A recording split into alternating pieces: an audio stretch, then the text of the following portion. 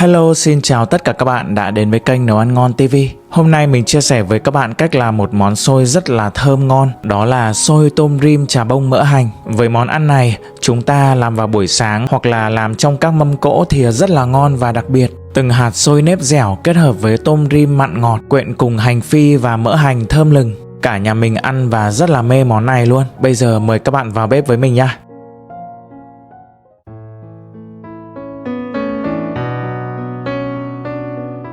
Hôm nay mình chuẩn bị ở đây là 1 kg gạo nếp. Loại nếp mình sử dụng là nếp cái hoa vàng hạt tròn. Loại này khi mà đồ lên thì không bị dẻo và dính quá, vẫn còn giữ nguyên hạt gạo.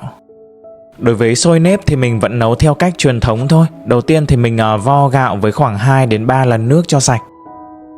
Sau đó thì ngâm nước khoảng 5 đến 6 tiếng. Do là hạt gạo còn nở ra nên là mình sẽ để cái nước ngâm nó đầy lên một chút. Các bạn có thể ngâm từ tối hôm trước khi mà mình đi ngủ để sáng hôm sau dậy nấu nhé. Và đây là cái nguyên liệu cho phần topping đi kèm. Nhà mình còn 170g tôm khô nên là mình sẽ dùng hết luôn. Dùng thêm ruốc chà bông để đa dạng hơn. Một vài củ hành tím để mình làm hành phi và một nắm hành lá nhỏ để làm mỡ hành nhé. Đầu tiên thì tôm khô mình sẽ đem ngâm với nước ấm để cho tôm được mềm ra khoảng 20 phút. Hành tím để làm hành phi thì mình sẽ cắt mỏng và dọc theo cái thân của hành như thế này. Đó, nó vẫn còn dính một chút ở cái phần gốc thì lát nữa phi lên hành sẽ không bị vụn.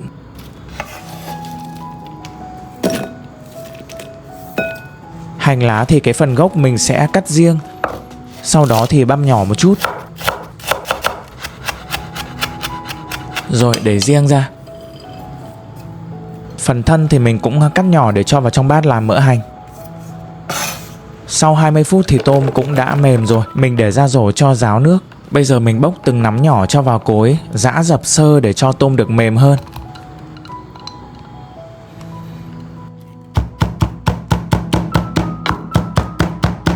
Mình chỉ giã một vài đường như vậy thôi. Tôm chỉ hơi bị dập nhẹ và vẫn còn nguyên con. Một lát nữa khi ăn sẽ mềm hơn.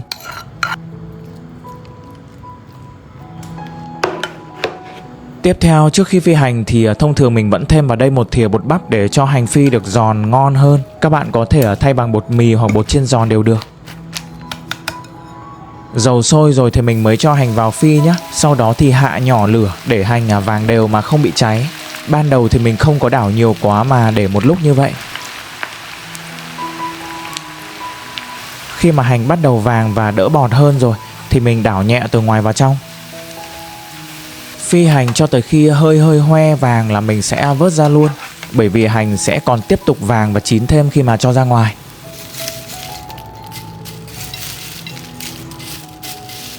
Chờ một chút cho cái phần dầu hành phi hạ nhiệt thì mình sẽ đổ vài thìa vào trong bát hành lá để làm mỡ hành. Nếu dầu quá nóng là cái phần hành này sẽ bị vàng và không được xanh. Rồi bây giờ mình làm cái phần tôm rim nhé. Thêm vào chảo một chút dầu hành phi. Sau đó cho phần gốc hành lá vào xào thơm. Mình đang để mức lửa vừa. Bây giờ cho hết phần tôm khô vào. Đảo đều lên khoảng 1 phút.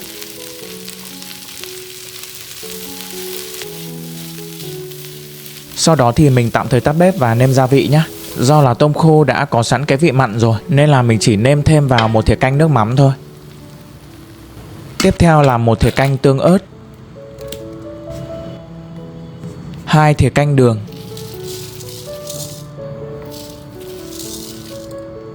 mình cho vào một chút bột điều đỏ để màu đẹp hơn, vài thìa nước để cho đường tan ra, một chút tiêu nữa nhé cho thơm. Vặn lửa lên và đảo đều cho tôm ngấm gia vị.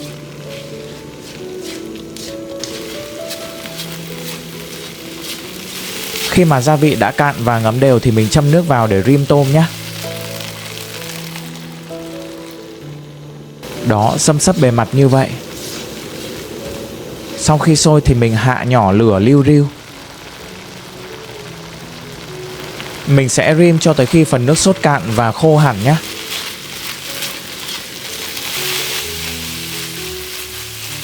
Cuối cùng mình thêm vào một chút hành phi cho dậy mùi thơm. Đó, vậy là mình đã xong phần tôm rim mặn ngọt rồi. Đây là hương vị chính của món xôi. Quay lại với phần nếp sau khi mà đã ngâm được 6 tiếng, mình đổ ra rổ cho ráo nước.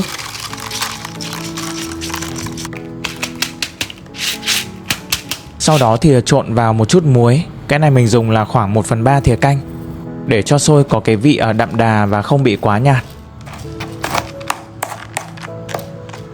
Do là cái sừng hấp của mình nó hơi nhỏ nên là mình sẽ hấp trước 1/2 phần nếp để quay cho các bạn xem nhé.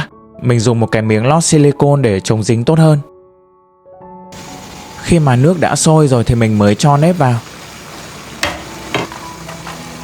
Đó, khi mà đồ sôi hay hấp sôi thì các bạn dàn đều ra để cho cái phần nếp nó được thả lỏng như vậy. Mình không có nén chặt xuống nhá. Mình đậy lên thêm một mảnh vải để không bị rỏ nước lên bề mặt, cũng như là để cho nồi được kín hơi hơn. Đối với lượng sôi ít như vậy thì mình sẽ hấp khoảng 25 phút thôi. Cái mức lửa khi hấp thì mình để lớn hơn trung bình, vì hơi nước thì cần phải mạnh để sôi được chín đều hơn từ dưới lên trên. Sau khi hấp khoảng 20 phút thì mình mở ra, sau đó dưới lên khoảng vài thìa nước nóng và đảo đều nếp lên để cho nếp được dẻo mềm hơn. Cái thao tác này gọi là vỗ nước đó.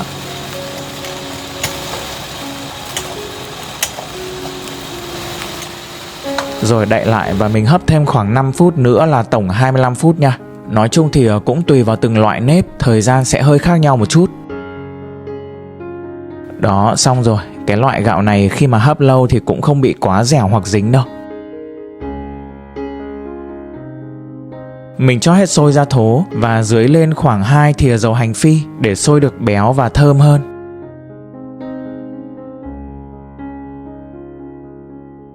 Xong rồi, bây giờ mọi thứ đã sẵn sàng. Mình sẽ làm một gói xôi như ngoài hàng cho các bạn xem nhé. Gói bằng lá chuối thì xôi sẽ thơm và dân dã hơn rất nhiều. Đầu tiên thì mình sẽ rưới mỡ hành lên xôi trước.